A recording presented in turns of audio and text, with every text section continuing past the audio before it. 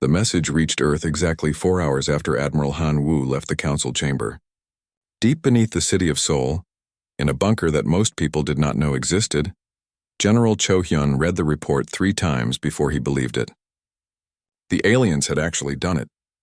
After decades of preparing for this moment, the enemy had finally shown their true face.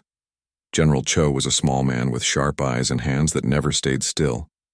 He had spent his entire life waiting for this day, and now that it was here, he felt strangely calm. He pressed a button on his desk that had never been used before. Across human space, a simple message went out to every colony, every ship, and every hidden base. Protocol 7 is now active. On the farming world of Kepler 442b, the colonists stopped their work in the fields when the message arrived. Within minutes, the peaceful farmers were opening hidden storage areas filled with weapons and military equipment. The farming machines began to change shape, revealing missile launchers and defense turrets. The simple barn at the center of town opened up to show a command center with enough firepower to level a city. Colony leader Bei Min looked at the transformation happening around her. She had been a colonel in the Earth Defense Force before she came here to grow crops.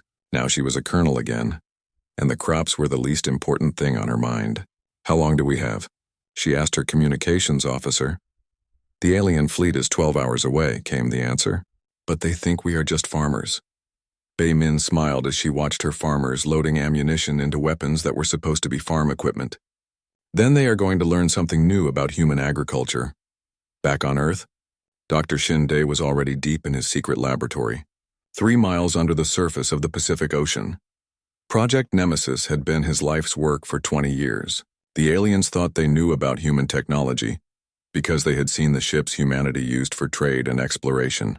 They had no idea what humans could build when they really wanted to hurt something. Dr. Shin was looking at his greatest creation, a virus that ate metal and circuits instead of living tissue. It could turn an alien warship into a floating pile of useless junk in less than an hour. The best part was that alien doctors would never think to look for a disease that attacked machines instead of bodies. "Is it ready?" asked his assistant, Engineer Lim Su. "It has been ready for 15 years, Dr. Shin answered. "We just needed someone stupid enough to give us a reason to use it." On the Jupiter military yards, ships that had been disguised as mining vessels and cargo haulers began to show their true nature. What the aliens thought was humanity's entire military fleet of 800 ships was actually just the ones that humans had allowed them to see. The real fleet was 3 times that size, hidden in asteroid belts and disguised as civilian vessels. Captain Park Dong watched from his command ship as the transformation happened around him. Fake cargo pods fell away to reveal missile batteries. False hull plating slid back to show energy weapons that could cut through a moon. Ships that had looked slow and clumsy suddenly moved with the deadly grace of hunting sharks. "Sir," his communications officer reported, "all stealth ships are reporting ready. All Q ships have revealed their weapons. All hidden bases are active and armed." Captain Park Dong nodded. "And the aliens?" "They are still gathering their fleets at the staging areas. Their scouts report exactly what we want them to see. A few hundred scared human ships running back to Earth." "Good. Let them keep thinking that until it is too late to think anything else." The real secret, though, was not the ships or the weapons. It was the fact that every human civilian in space had trained for this day. The colony families, the research scientists, the traders and miners, all of them had military training and combat experience. Humanity had learned something from their history that the aliens had forgotten. Everyone fights when survival is at stake. On the research station orbiting Wolf 359, Dr. Lee Sun was uploading her real research to the defense computers.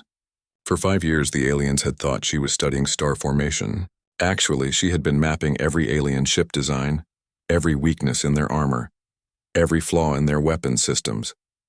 The data she had collected would let human forces target exact spots on enemy ships, where one shot could cause maximum damage. The aliens had spies among humanity, but they had never realized that humanity had spies among them too. For decades, humans had been learning alien languages, studying alien psychology, and discovering what scared each species the most. Dr. Kim Yuna had not just been a cultural expert.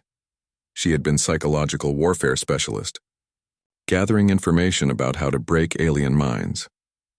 Colonel Beijin was already in space with his Special Forces team when the orders came through. His unit was supposed to be doing training exercises near the edge of human space. Actually, they had been waiting for the perfect moment to strike at the alien command ships. They had been practicing the mission for 2 years, and they knew exactly which alien commanders to target first. The enemy thinks humans fight like they do, Colonel Bay told his soldiers as they prepared their equipment. They think we line up our ships and shoot until one side runs away. They have no idea that humans learned war on a world where the most dangerous thing was other humans. The transformation of human space happened so smoothly that it looked like magic, but it was actually the result of careful planning that had started the day humans first met aliens. Every peaceful colony had been built with hidden defenses. Every research station had been designed to manufacture weapons. Every cargo ship could become a warship in hours. On Earth, President Kim Tae called an emergency meeting of the Global Defense Council. The room filled with military leaders, scientists, and politicians who had been preparing for this day their entire careers. When everyone was seated, the president spoke the words that had been written decades ago. "The aliens have chosen war," President Kim said. "They believe that humanity will surrender rather than fight. They believe that we value our individual lives more than our species' freedom. They believe that we are weak."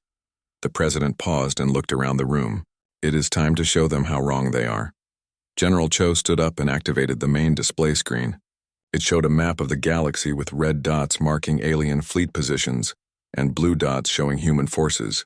The aliens had more ships, but they were spread out across hundreds of systems. The human forces were smaller, but concentrated in exactly the right places. "The enemy has made their first mistake," General Cho explained. "They assume we will defend our colonies by staying near them. Instead, we are going to attack their supply lines, their command centers, and their homeworlds.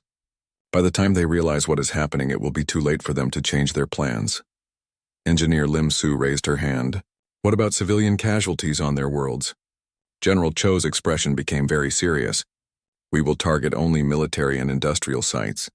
Humanity does not make war on innocent people, but make no mistake, everything that supports their military will be destroyed completely." The plan that humanity had been developing for decades was simple but deadly.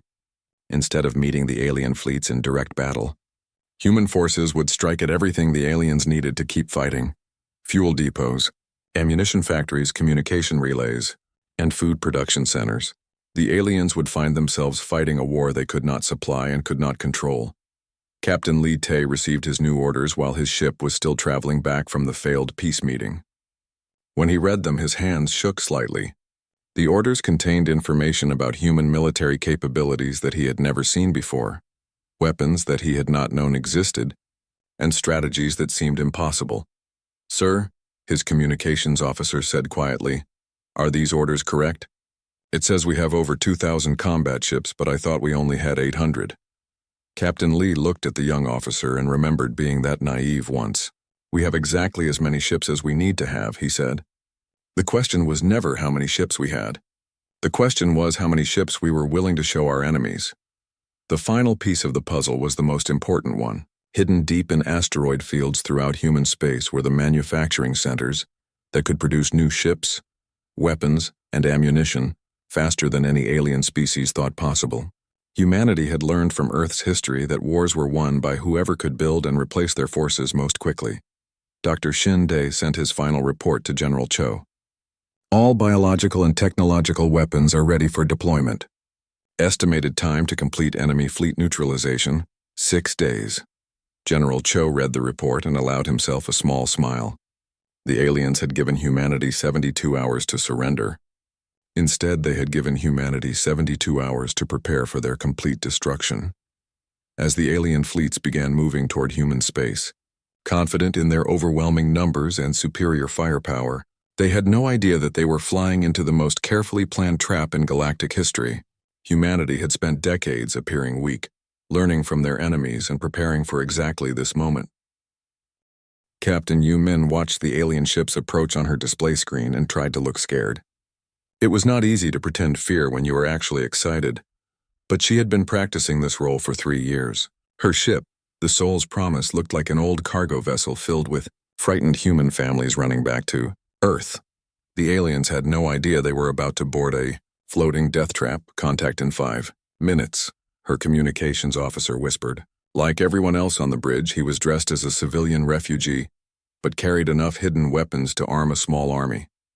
Remember, Captain Yu said quietly, we are terrified families who just want to go home. Let them think they are in control right up until the moment we kill them. The alien task force was led by Commander Nahun of the Zinthari Empire.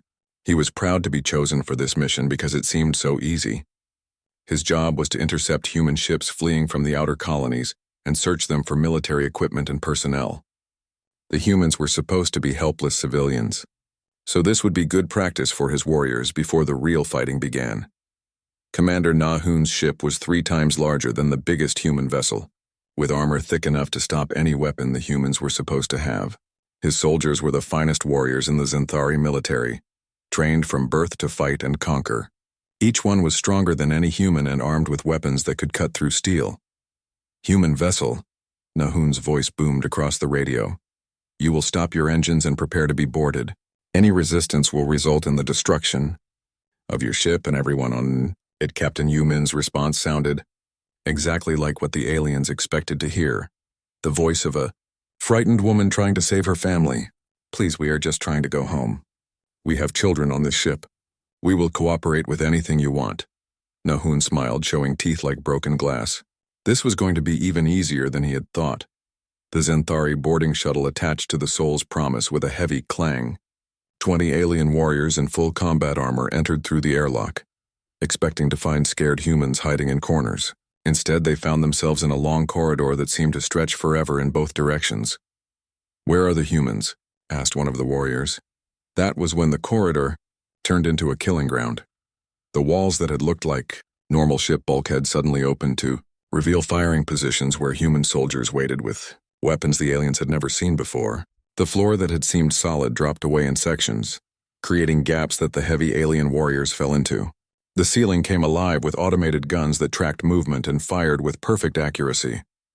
Commander Nahun watched in horror as his elite warriors were cut down in seconds. These were not the simple weapons his intelligence reports had described.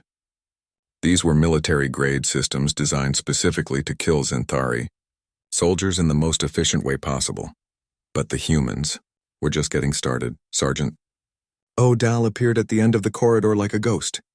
He was dressed in civilian clothes, but he moved with the deadly precision of a special forces operative.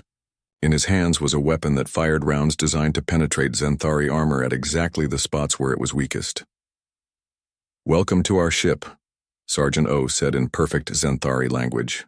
We hope you enjoy your stay. The aliens had trained to fight enemies who would face them in open battle. They had no experience with humans who used their own ship as a weapon. Every doorway was a potential trap. Every room could become a gas chamber. Every corridor might be a dead end that led to an ambush. The humans did not fight like any species the Zinthari had ever encountered. They used psychological warfare that made the aliens doubt everything they thought they knew about combat. Strange sounds echoed through the ship's communication system, sounds that reminded each alien of their worst nightmares. The lights would flicker and change colors and patterns that hurt Zinthari eyes and made them dizzy. Commander Nahun tried to coordinate his soldiers, but the human ship was designed to prevent alien communications. Every time his warriors tried to use their radios, they heard recordings of human voices speaking in ancient Zinthari dialects, saying things that would make any Zinthari warrior afraid to continue fighting. Fall back to the shuttle, Nahun ordered. But when his remaining soldiers reached the airlock, they found that it had been sealed shut. They were trapped inside a ship that was slowly killing them in ways they had never imagined. Captain Yu Min appeared on the ship's internal screens, but she no longer looked like a frightened refugee. Now she looked like what she really was, a veteran military officer who had been planning this moment for years. Commander Nahun, she said. My name is Captain Yu Min of the Earth Defense Force. You are now prisoners of war. Your shuttle has been captured, your ship has been disabled, and your fleet is about to learn what happens when you threaten human civilians. On the main display screen, Nahun could see what was happening outside. The human refugee convoy had suddenly revealed its true nature. The cargo ships were actually warships with hidden weapons. The family transports were actually military vessels filled with soldiers and equipment. The entire convoy was a trap, and his task force had flown right into it. The human ships moved like nothing the Zenthari had ever seen. They were fast, deadly, and coordinated in ways that seemed impossible. Instead of lining up for traditional space battles, they attacked from all directions at once, using tactics that confused and terrified the alien crews. Pilot Kang Ara led a squadron of fighters that the aliens had not even detected until they began shooting. Her ships had been disguised as simple shuttles, but they carried weapons that could penetrate the heaviest alien armor. She had studied Zenthari ship designs for 2 years, and knew exactly where to aim her shots for maximum damage. Target their command bridges first, she told her pilots, then their weapon systems. Leave the engines for last so they can watch everything else being destroyed. The battle was not really a battle at all. It was a demonstration of what happened when a species that had perfected warfare on a world full of predators decided to stop pretending to be peaceful. The aliens had superior numbers and heavier weapons, but the humans had something more important. They had been planning this fight for decades. One by one, the alien ships were disabled or destroyed. The humans showed no mercy, because mercy was something they saved for people who had not threatened to destroy human colonies full of families and children. This was not a war between armies. This was a fight for survival, and humans had been surviving longer than any other species in the galaxy. Commander Nahun found himself face to face with Captain Yu Min in what had once been his command shuttle. Half of his soldiers were dead, and the rest were wounded or captured. His proud task force was drifting in space as burning wreckage. "This is impossible," he said in his own language. "Humans are supposed to be weak. Your weapons are supposed to be simple. Your ships are supposed to be slow." Captain Yu Min answered him in Zenthari, her pronunciation perfect after years of study. "Commander, you made the same mistake that your leaders made. You thought that because we chose peace, we were not capable of war. You thought that because we followed your laws, we could not break them when necessary. You thought that because we asked for permission, we were afraid to take what we needed." She leaned closer to the wounded alien commander. "You were wrong about everything." Captain Yu had one more surprise for Commander Nahun. She activated her communication system and sent a transmission on all Zenthari military frequencies. Every alien ship in the area could hear what she said next. "This is Captain Yu Min of the Earth Defense Force, speaking to all Zenthari vessels. What you have seen here today is just the beginning. We have shown you mercy by allowing some of your people to survive. That mercy ends now. Return to your homeworlds and tell your leaders what you have learned. Humanity is no longer asking for permission to exist among the stars. We are taking our place in this galaxy, and anyone who tries to stop us will discover what humans are really capable of when we stop pretending to be nice." She looked directly at Commander Nahun for her final words. "Your people gave us an ultimatum. Here is ours. Stay away from human space, stop threatening human colonies, and never again assume that our desire for peace makes us weak. This is the only warning you will receive." The transmission ended and Captain Yu Min turned back to her crew. "Prepare the shuttle for launch. Commander Nahun and his surviving soldiers are going home with a message." "What message?" asked Sergeant Odal. Captain Yu Min smiled, and it was the same cold smile that Admiral Han Wu had shown in the council chambers. "The message is that humanity tried diplomacy first. Now we are going to try something else." As the Zenthari shuttle limped away from the wreckage of their task force, Commander Nahun tried to understand what had happened. His people were the greatest warriors in the galaxy. His ships were the most advanced. His weapons were the most powerful. How had they been defeated so completely by a species that was supposed to be primitive and peaceful? The answer was something that would keep him awake for the rest of his life. Humans had never been peaceful. Fleet Admiral Park Dong stood in the command center of the Busan Warrior and watched as his tactical display showed the real scope of human military power for the first time. Red dots representing alien fleets were scattered across dozens of star systems, but they were surrounded by blue dots that had seemed to appear from nowhere. The aliens were about to learn that their intelligence about human capabilities had been completely wrong. "Admiral," his communications officer reported, "all stealth fleets are in position. All Q ships have revealed their true identities.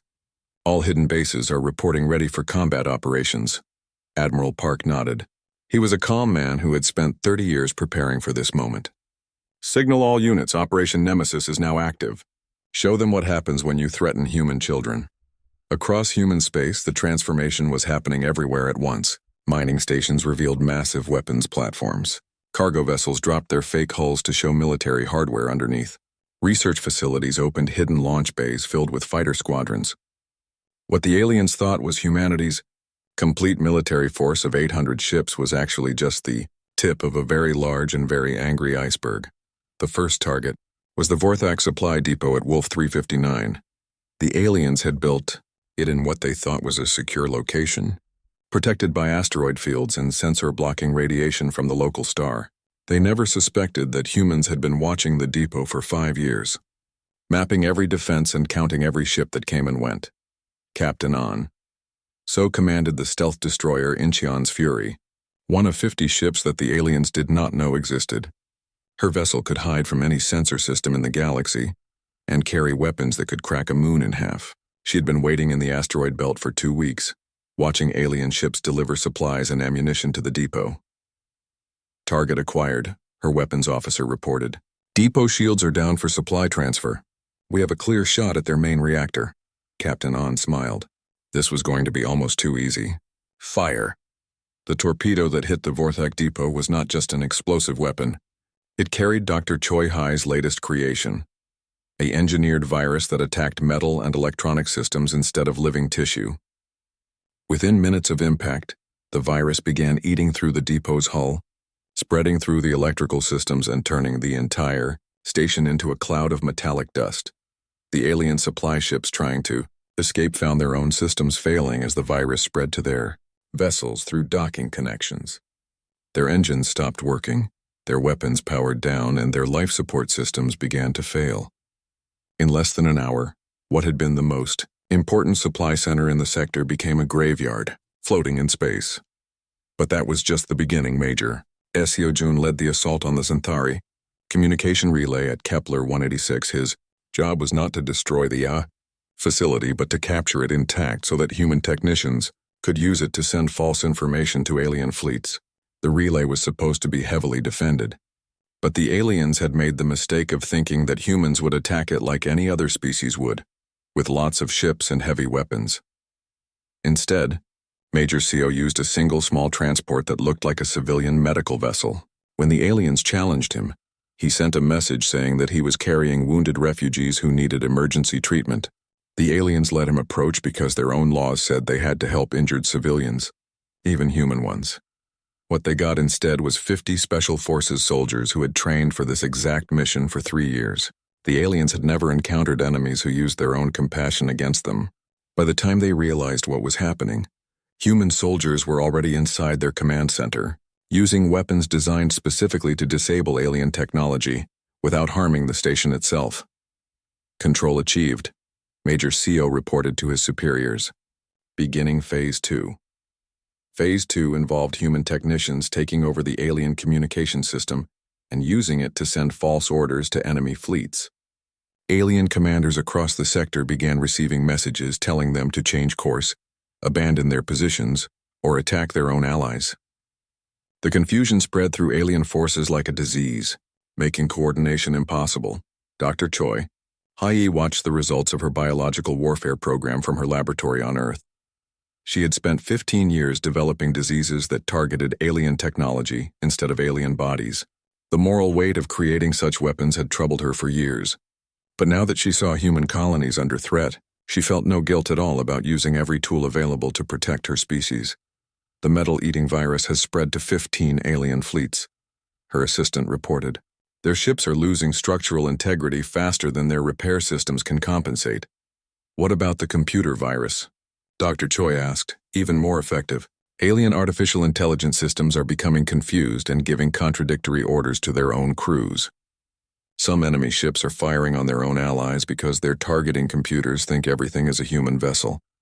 The centerpiece of humanity's strategy was happening at Kepler 186, where the largest alien battle fleet in the galaxy had gathered to coordinate the attack on human space. 7 different species had contributed ships to this fleet, making it the most powerful military force ever assembled.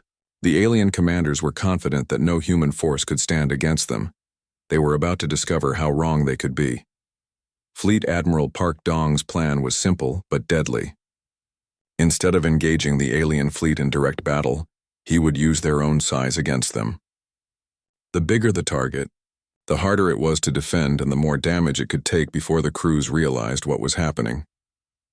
Captain An So led a squadron of stealth ships directly into the heart of the alien formation.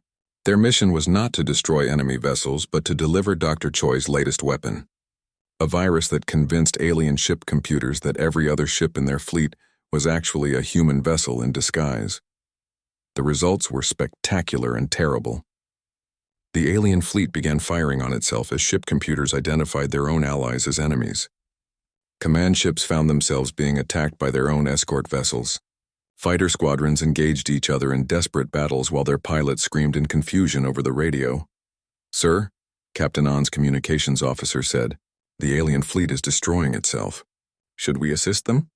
Captain An watched alien ships exploding in brilliant flashes of light as they tore each other apart. "No, let them finish the job. We have other targets to visit."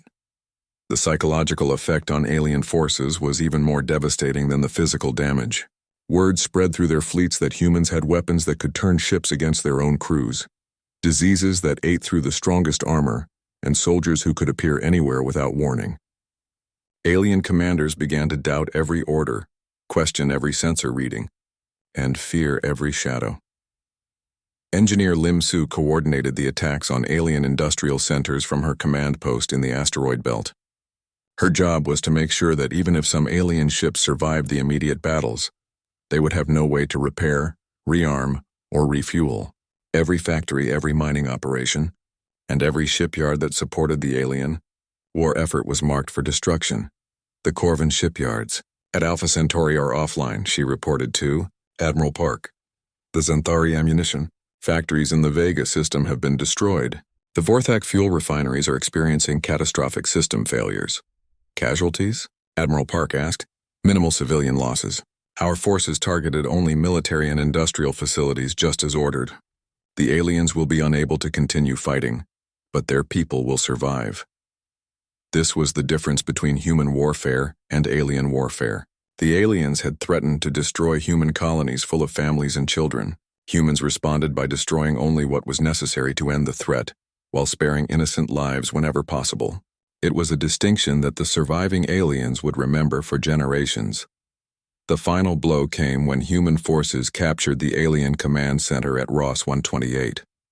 Instead of destroying the facility, Major Seo's forces took it intact and used it to send surrender demands to every remaining alien fleet in the sector. The message was simple and delivered in every alien language. "This is Fleet Admiral Park Dong of the Earth Defense Force. Your military capability has been eliminated. Your supply lines have been cut. Your communications have been compromised. Your fleets are destroying each other. Surrender now and your crews will be treated according to galactic law. Continue fighting and you will be destroyed completely." The response came faster than anyone expected. Within 6 hours, alien commanders throughout the sector were sending surrender messages. Some fleets simply shut down their weapons and waited to be captured. Others fled toward their home systems, abandoning the war entirely. Commander Nahun, still recovering from his encounter with Captain Yu Min, sent a message that would become famous throughout the galaxy. "We have awakened something that should never have been disturbed. The humans are not the species we thought they were. They are something far more dangerous. They are survivors who have learned that sometimes survival requires becoming the thing your enemies fear most." President Lee Kyung stood before the rebuilt Galactic Council chambers 6 months after the war had ended. The chamber looked the same as before, but everything else had changed completely. Where once 12 alien species had sat in judgment of humanity, now representatives from those same species waited nervously to hear what the humans had decided to do with their victory. The president was a woman in her 50s with gray hair and eyes that had seen too much war. She had been elected on a simple platform: make sure that humanity never again faced the choice between surrender and extinction. Now she had to decide what that meant for the rest of the galaxy. Admiral Han Wu sat in the front row, wearing a new uniform with new medals that told the story of the shortest and most decisive war in galactic history. Beside him sat Ambassador Park Mira, who was now responsible for creating a peace that would last for centuries instead of decades. The alien representatives looked nothing like the confident rulers who had delivered their ultimatum 6 months ago. Chancellor Mekthar of the Vorthak Empire had lost half his height and all of his arrogance. Commander Nahun of the Zenthari had scars on his face that would never heal completely. The other species representatives whispered among themselves in voices that shook with fear. President Lee began to speak, and her words were translated into every alien language simultaneously. 6 months ago, you gathered in this chamber to judge humanity. You found us guilty of the crime of existing beyond our home system. You gave us 72 hours to abandon everything we had built among the stars. The silence that followed was complete. Every alien in the chamber remembered those words and the confidence with which they had been spoken. Today, I stand before you not as a defendant, but as the representative of the species that now controls this sector of the galaxy. The question is not what humanity has done, but what humanity will do next. President Lee walked to the center of the chamber, the same spot where Chancellor Mekthar had delivered his ultimatum. You thought you knew what humans were. You thought we were weak because we chose diplomacy over war. You thought we were simple because we followed your laws instead of making our own. You thought we were afraid because we asked for permission instead of taking what we wanted. She paused and looked around the chamber, meeting the eyes of every alien representative. You were wrong about all of it. The main display screen activated, showing a map of the local galaxy. Blue dots marked human-controlled systems, and there were far more of them than there had been 6 months ago. During the war, humanity had not just defended their existing colonies. They had expanded into territory that had been controlled by their enemies. Humanity now controls 137 star systems. President Lee announced, "We have established colonies on 200 planets. We have built military bases in 50 asteroid belts and space stations around 30 stars. All of this was accomplished in 6 months, using resources we captured from your fleets and infrastructure we seized from your worlds." An alien representative from the Corvan Federation raised a trembling hand. "What do you intend to do with this territory?" President Lee smiled, and it was not a cruel smile. "The same thing we intended to do with our original colonies. Build homes for human families, conduct research that benefits all species, and trade peacefully with anyone who wants to trade with us." The aliens looked confused. They had expected threats, demands for tribute, or orders for their species to become slaves. Instead, the humans were talking about the same things they had talked about before the war: families, research, and trade. However, President Lee continued, and her voice became harder. "There are new rules now. Rules that you will follow not because we ask you to, but because the alternative is something none of us want to experience again." Admiral Han Wu stood up and activated a different display. This one showed the current strength of human military forces compared to what the aliens had thought existed before the war. The difference was shocking even to some of the humans in the chamber. "Before the war, you believed humanity possessed 800 military vessels," Admiral Han said. "The actual number was 3,200. Today, that number is 5,700 and growing every day. Every human colony now has the defensive capability to destroy a battle fleet. Every human civilian ship can become a warship within hours. Every human citizen has military training and combat experience." The alien representatives began to understand the scope of their mistake. They had not just underestimated human military power, they had completely failed to recognize what humanity actually was. Ambassador Park Mira took over the presentation. "The new galactic order is based on simple principles. First, no species may threaten another species with extinction or demand that they abandon their colonies. Second, no coalition of species may issue ultimatums to peaceful civilizations. Third, no government may deny its people the right to exist among the stars." She paused and looked directly at the alien representatives. "These rules are not suggestions. They are laws enforced by human military power. Any violation will result in immediate intervention by Earth Defense Forces." A Zenthari representative asked the question that everyone was thinking: what if we refuse to follow these laws? The chamber became completely quiet. President Lee walked back to the center of the speaking area, and her voice carried clearly to every corner of the room. "Then you will discover what happens when humanity stops pretending to be nice." The threat hung in the air like smoke from a fire that everyone could smell but nobody wanted to see. The aliens had experienced human military power when the humans were still trying to be merciful. None of them wanted to find out what humans could do when mercy was no longer a consideration. But President Lee was not finished. However, species that follow the new laws will find that humanity can be the best ally they have ever had. We will share our technology, protect your trade routes, and help defend your worlds against any threat. This was the other side of human nature that the aliens were only beginning to understand. The same species that could wage war with terrifying efficiency could also be loyal friends and generous partners to those who earned their trust. Chancellor Vextar of the former Corvan Federation was the first to speak. He was a small alien with blue skin and large eyes that had learned to show respect instead of arrogance. The Corvan people accept the new laws and request alliance with humanity. One by one, the other species followed. Some did it because they genuinely wanted peace. Others did it because they had seen what happened to species that fought against humanity. But all of them did it because the alternative was unthinkable. Over the following months, the galaxy began to change in ways that nobody had expected. The Terran Peace Corps was established, fleets of human ships that patrolled former enemy territory, not as occupiers but as protectors. Pirates and raiders who had operated freely under the old system discovered that attacking any civilian ship would bring swift and terrible retribution from human forces. Trade flourished as species that had been enemies for centuries found themselves protected by the same human fleets. Scientific research advanced faster than ever before, as human scientists shared their knowledge and learned from alien experts. The constant threat of war that had hung over the galaxy for thousands of years was replaced by a peace guaranteed by human strength.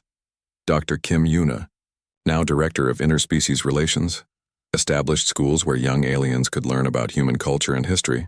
The most popular classes were the ones about Earth's past, where students learned about humanity's long struggle to survive on a world that had tried to kill them in every way possible. The humans survived, ice that covered their whole planet. One young Vorthax student said to another, "They survived rocks falling from space that killed most life on their world. They survived wars where millions died and weapons that could destroy entire cities. How did we think we could defeat something like that?" The answer to that question became the foundation of the new galactic civilization. Humanity had not become powerful by being the strongest or the smartest species. They had become powerful by being the most determined to survive, no matter what the cost. 5 years after the war, Ambassador Park Mira found herself back in the Galactic Council chambers, but now she was the one asking questions instead of answering them. The chamber was filled with representatives from dozens of species, including several that had never participated in galactic politics before, because they had been too afraid of the older, more powerful civilizations. A young Xanthari diplomat raised her hand during the session about expanding trade routes. "Ambassador Park, why do humans protect species that were not involved in the war? Why do you spend resources defending worlds that have never helped you?" Park Mira smiled at the question because it showed how much the galaxy had changed. Because that is what strong people do. They protect those who cannot protect themselves. They share their strength with those who need it. And they make sure that everyone has the chance to build something better. The young diplomat looked confused. "But what do you get in return?" "We get what we always wanted," Park Mira answered. "We get to live in a galaxy where species work together instead of fighting each other." The space station called Nexus floated in the darkness like a giant crystal. It spun slowly around a planet that nobody owned, far from any star system that mattered to the big powers. The station was huge, with tall towers that caught the light from distant suns and threw it back in rainbow colors. Today, the station was busier than it had ever been. Ships from 12 different alien races filled the docking bays. Some ships looked like metal insects. Others were smooth and white like eggs. A few seemed to be made of living crystal that pulsed with inner light. All of them were here for one reason: to watch humanity surrender. Ambassador Hyun-woo Park walked through the main corridor of the station. He was a tall man with gray hair and calm eyes. He wore a simple black suit, nothing fancy. Behind him walked Admiral Sora Kim, a woman with short hair and the kind of posture that came from years of military service. Next to her was Dr. Tae-jin Lee, a younger man who carried a small briefcase and had the look of someone who knew secrets. Other beings stared at them as they passed. The humans looked so ordinary compared to the aliens around them. There were creatures with 6 arms, others with skin like metal, and some that floated in the air without touching the ground. Yet somehow these 3 simple humans had fought all of them for 3 long years, and had not lost completely. The war had started over colonies. Humanity had spread to maybe 50 worlds in their small corner of the galaxy. It was nothing compared to the thousands of worlds the big alien powers controlled. But humans had something the aliens wanted. They were good at making things work, at solving problems, at surviving in places where others failed. At first, the aliens had tried to buy human worlds. When that did not work, they tried threats. When threats failed, they went to war. Everyone expected it to be over in months. Humans had small ships, old weapons, and no friends among the stars. But 3 years later, human colonies still existed. Human ships still flew between the stars. Earth itself had never been touched by enemy fire. The aliens had won many battles, but they had not won the war. More importantly, the war was costing them more than they had expected. Now they wanted to end it with words instead of weapons. The meeting room was enormous. It had a long table made of some kind of stone that seemed to glow from within. Around the table sat the most powerful beings in the galaxy. At the head sat Thosagrak, the supreme commander of the Vorthak Empire. His people looked like giant lizards that walked on 2 legs. Their empire controlled more worlds than any other single power. Next to him was Chancellor Zethmar of the Silicon Confederacy. She looked like a woman made of living crystal, her body catching and reflecting light in patterns that hurt human eyes to look at directly. Her people were ancient and wise, or so they claimed. Across from her floated Zeftalon of the Luminary Collective. His body was made of pure energy held together by some kind of force field. His people could travel through space without ships and bend reality with their minds. There were others too. The speaker for the Zerian hive mind looked like a giant ant but with too many eyes. The representative of the Kethari Commonwealth had blue skin and gills on his neck. Each one represented billions or trillions of beings. Together they controlled most of the known galaxy. And across from all of them sat 3 humans. Ambassador Park took his seat without hurry. He placed his hands flat on the table and waited. Admiral Kim sat to his right, her face showing nothing. Dr. Lee sat to his left, occasionally glancing at his briefcase as if checking that something inside was still there. Supreme Commander Thosagrak stood up. When he spoke, his voice was deep and rough like stones grinding together. We are here today to end this pointless conflict. Humanity has fought well, better than anyone expected, but the time for fighting is over. It is time to accept reality. He gestured with one clawed hand toward a hologram that appeared above the table. It showed the galaxy, with different colors marking who controlled what space. The human territory looked tiny compared to everything else, like a small island in a vast ocean. You control 53 worlds. Thosagrak continued. We control thousands. You have perhaps 1,000 ships. We have hundreds of thousands. You have defended your space well, but you cannot attack ours. This war can only end one way. Chancellor Zethmar's crystal form pulsed with soft light as she spoke. Her voice sounded like wind chimes. We offer generous terms, more generous than your position deserves. Earth itself will remain under human control. Your people will not be harmed. Your culture will be preserved. In exchange, said the hive mind speaker, all colonial worlds will be transferred to joint administration. Human expansion beyond your current borders will cease. All military vessels larger than system patrol craft will be decommissioned. Zeftalon's energy form flickered as he added his conditions. Human technology development will be monitored to ensure it does not threaten galactic stability, particularly your weapons research and your unusual shield technology. More aliens spoke, each adding their own demands. Mining rights on human worlds would be shared. Human genetic material would be provided for scientific study. Trade would be controlled by galactic authorities. Tributes would be paid in resources and technology. Through it all, Ambassador Park listened without expression. He did not take notes. He did not ask questions. He simply sat and listened as the most powerful beings in the galaxy carved up humanity's future like they were dividing a meal. When they finished, the room fell silent. Everyone looked at the 3 humans, waiting for their response. Surely they would be grateful for such merciful terms. Surely they understood that they had no choice but to accept. Ambassador Park stood up slowly. He was not a young man, and his movements showed his age. But there was something in the way he moved that made the aliens pay attention. He looked around the table, meeting each alien's gaze in turn. Thank you, he said. His voice was calm and polite. Thank you for making this so easy. He reached into his jacket and pulled out a small device about the size of his palm. Several aliens tensed, thinking it might be a weapon, but it looked like nothing more than a simple communicator. Park pressed a button on the device. "Admiral Kim," he said, "initiate Protocol Omega." "Confirmed," came Admiral Kim's voice from the device, though she was sitting right next to him. "Protocol Omega is active." Park pressed another button. "Dr. Lee, you may begin the demonstration." "Beginning now," Dr. Lee replied, also speaking into his own communicator even though he was in the same room. The aliens looked confused. What protocol? What demonstration? What were the humans planning? Park began putting papers back into his briefcase. Admiral Kim stood up and started gathering her materials. Dr. Lee closed his briefcase and secured the lock. "What are you doing?"